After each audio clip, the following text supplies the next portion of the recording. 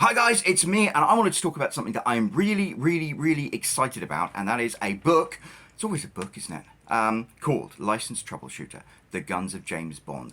It's by a chap called Caleb Daniels, who I like to call a friend, and I am wildly stoked for this. You've got to watch this video. You've got to, if you haven't already, you've got to hear all about this because it's really cool. So stay tuned. Hi guys, it's me, and I'm here with my special mug this morning. This is my Commando Bond mug I got.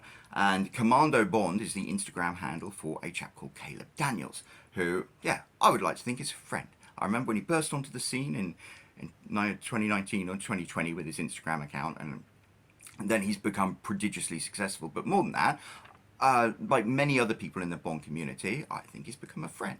I know the name of his dog. I bought him a gin and tonic once. There we go. I think that's all you need.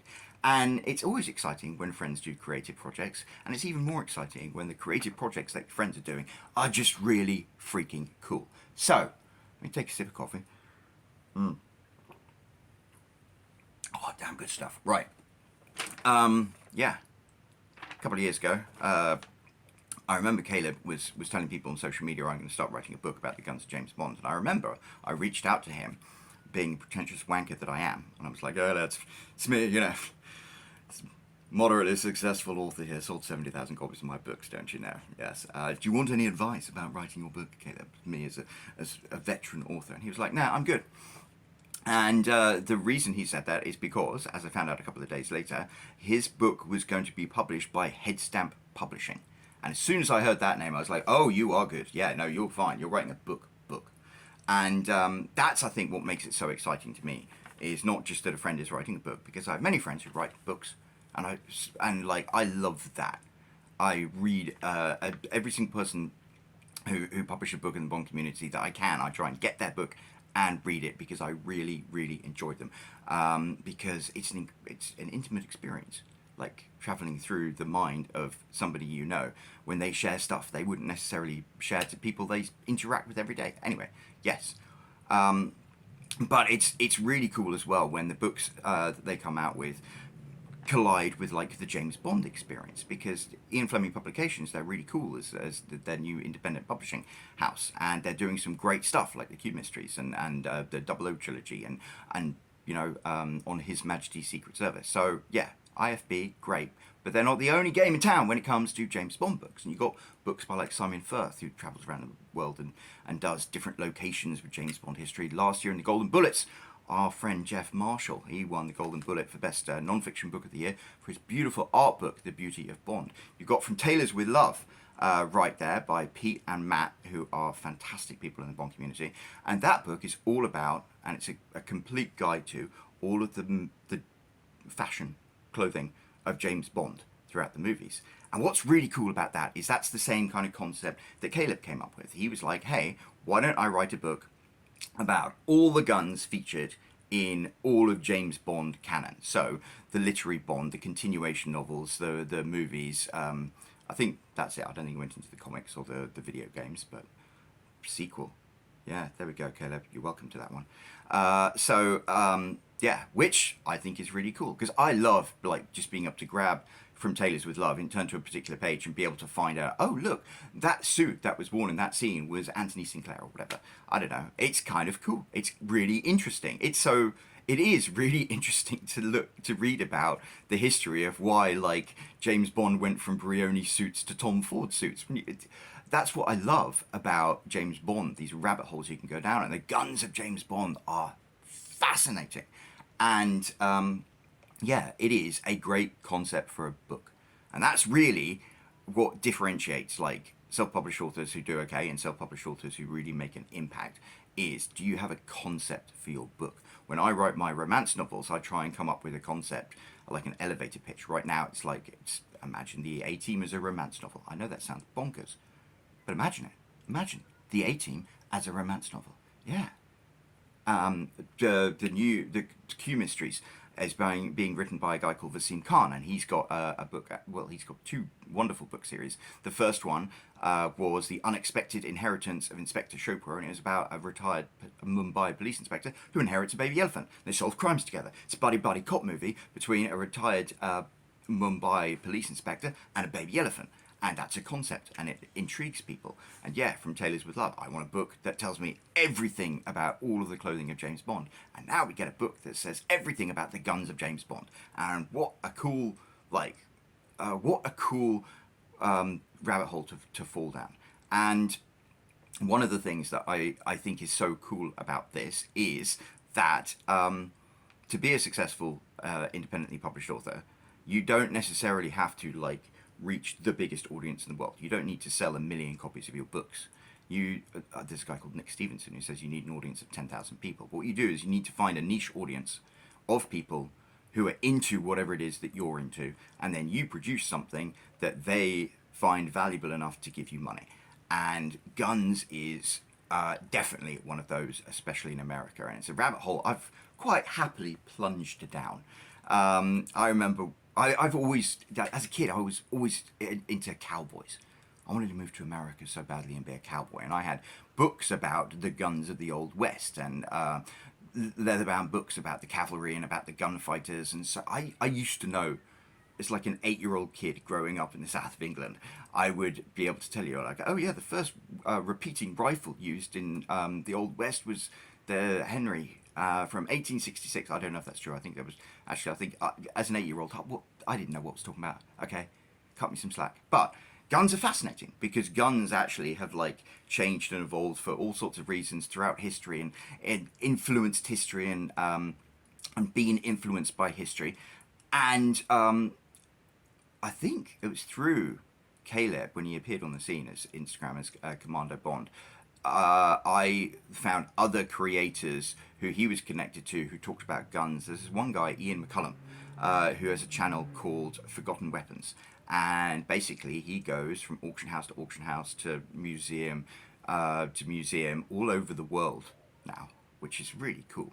And finds some particular interesting gun and does a little 4-minute video about it. It's like, this gun works like this, and it was developed by this company for this reason. And he explains certain design choices. The Sten gun in World War II. My father, when he was in the Royal Air Force, he carried a Sten gun. Sten gun is like this ridiculous mass-produced pipe with a spring in it that was the British submachine gun. And the reason they created the Sten was because after Dunkirk, grandfather was in Dunkirk, got evacuated, didn't change his socks for 5 days. When the British got evacuated from Dunkirk, they left all of their rifles and submachine guns and everything like that. They used to have these beautiful Thompson submachine guns. And, the army came back to Britain with no guns. The British were like, we need to give them guns. And the guns that the Americans had were these beautiful Thompson submachine guns. And they're like, wow, those are like 300 quid a piece. Can we do something cheaper? And a bunch of people up north in England were like, oh yeah, mate, we can do a bit cheaper than that. And they started churning out these Sten guns, which have now become iconic guns, and they're mass produced and made to be as cheap and easily producible as possible. And when you understand the history behind that, it's cool. Guns are really cool. As a viewpoint into history and culture, guns are really cool. And this guy, Ian McCullum, who's got this YouTube channel called Forgotten Weapons, every time he does a new video, I'll watch it because I find it really entertaining. And through him, I've also, there's a guy called Jonathan Ferguson, who is the keeper of firearms and artillery at the Royal Armouries Museum in Leeds in England. And he does cool videos that are similar. And there are all sorts of other people. There's one guy, Brandon Herrera. He ran for Congress, I think, down in Texas. He's a wonderful lunatic, and he makes these videos, firing old classic guns. He did one about the Fowl, and he dressed up like a Rhodesian, was running up and down hills, and they're playing Toto's Africa in the background. He made a video about the AR-180, which is what the IRA used, and he's dressing up as an IRA terrorist and playing IRA songs. And me, as a British person who grew up during the Troubles, the bombs were blowing up in Brighton, which is the same county that I lived in. I was delighted to be offended by his video. I was like, yes. I'll tell you what, coming to America as a British person, you do see a really different perspective on what went on in Ireland. It's really fascinating. Good, you should keep an open mind about these things. Anyway, yeah, gun videos are cool. There is a huge audience of people who love to know about the history of guns and the influence the guns had on culture and the influence the culture had on guns. And that audience, you know, a certain number of them, probably most of them if we're honest, probably love James Bond. And so a book about the guns of James Bond, like, you've got this huge audience of people, and you know, gun owners, gun enthusiasts generally fit a certain mold. I would imagine they're generally fairly affluent, because guns aren't the cheapest hobby. They're fairly rebellious. They're fairly loyal, passionate kind of people. I don't know. Well, I have a lot of friends who are super into guns, and they are some of the best people that I know. I will say I don't agree with them on necessarily on everything, but the core values that they have tend to be really good.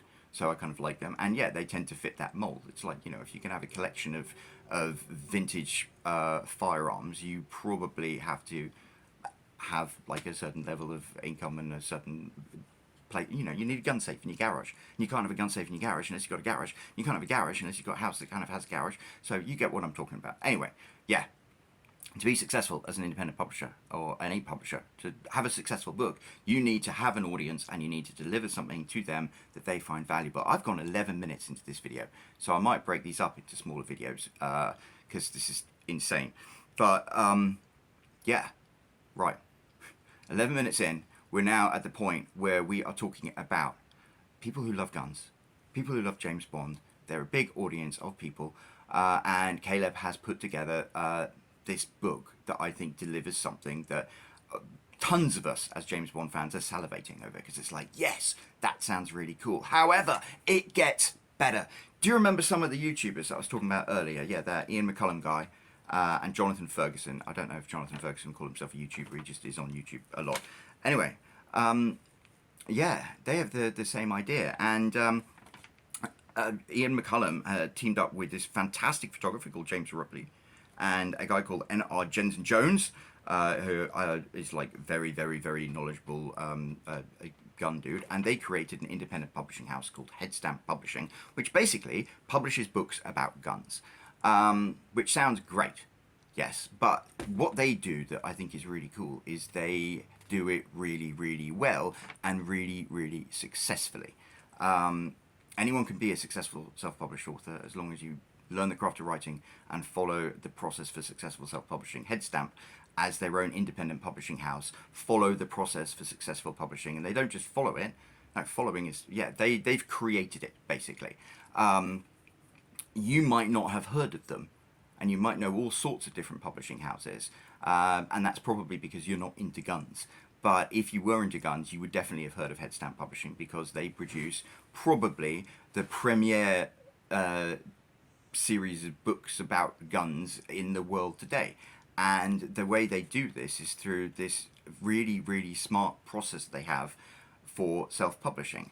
And I first heard of Headstamp when I was doing a podcast with the vice president of publishing at Kickstarter, talking about how to kickstart your novel. And I was there with my buddy Craig, who I do the podcast with, and we were talking about Brandon Sanderson, who obviously raised like $41 million for his fantasy series.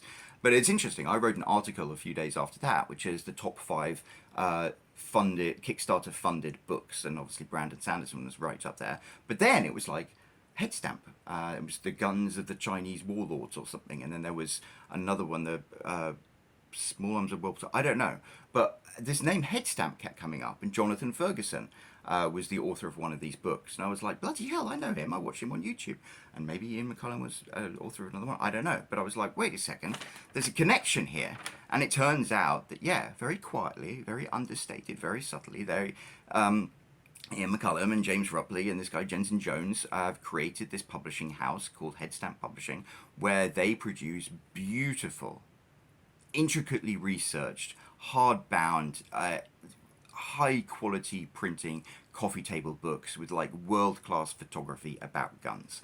And yeah, they produce utterly beautiful pieces of work, and they have an audience who love what they do, and they have a process for their independent publishing where they will come up with a concept for a particular book, like this guy Jonathan Ferguson writing the book about the rifles of the Chinese warlords, and they'll produce a little promo package about it and then kickstart it. And if it reaches a certain level of kickstarting, they will publish it. And if it reaches a higher level, they will publish it in perhaps with a slightly different way, with some bells and whistles on it. And they blow past their funding goals time and time again, which is awesome. But also it means that they then are able to do what most independent publishers and most self-published authors can't do, which is they've got the funds up front to print really, really, really high quality, absolutely beautiful copies of these books and stick them in a warehouse and ship them out, and actually have the physical books. That is the last real barrier between self-published authors and independent publishers, and like the big five. The big five have the woomph to get their books into bookstores. Headstamp Publishing has the woomph through their strategy of kickstarting really strong projects to produce these books up front, and just they are world-class books. Like, they're books that you should be proud to have on your coffee table. They're absolutely beautiful. And that's 16 minutes into the video. That's what the Guns, Licensed Troubleshooter, the Guns of James Bond is going to be. So Caleb Daniel loves James Bond and loves guns. And he went to Headstamp Publishing, or Headstamp Publishing went to him, or they were just at a shooting range. I don't know what went on, but it's like, let's do it. And so this book is going to be Caleb's research into the guns of James Bond, the historical context of when those guns were made, why those guns were made, the context of why they were used in James Bond's books, the continuation novels, the movies, and yeah, all of this incredible research, which we know, having read all of the fantastic articles on CommandoBond.com, which is Caleb's blog, that he is a phenomenal writer and a really, really good and diligent researcher. And then Caleb Daniels, who is an incredible photographer himself, and James Rupley, is it Rupley, I think, who is a phenomenal photographer, and all sorts of art and drawings and stuff like that, will go into packaging this up in just an utterly beautiful, high quality package. And it's cool.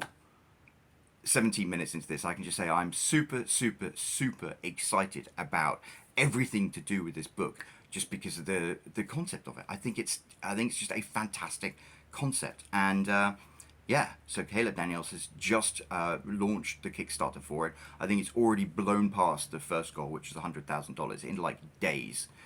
He has teamed up with the guys at Cabot Arms and Duck 1776 Duck and other YouTubers and other people to promote this book. He produced this really cool trailer for the book, which I'll show you in a separate video.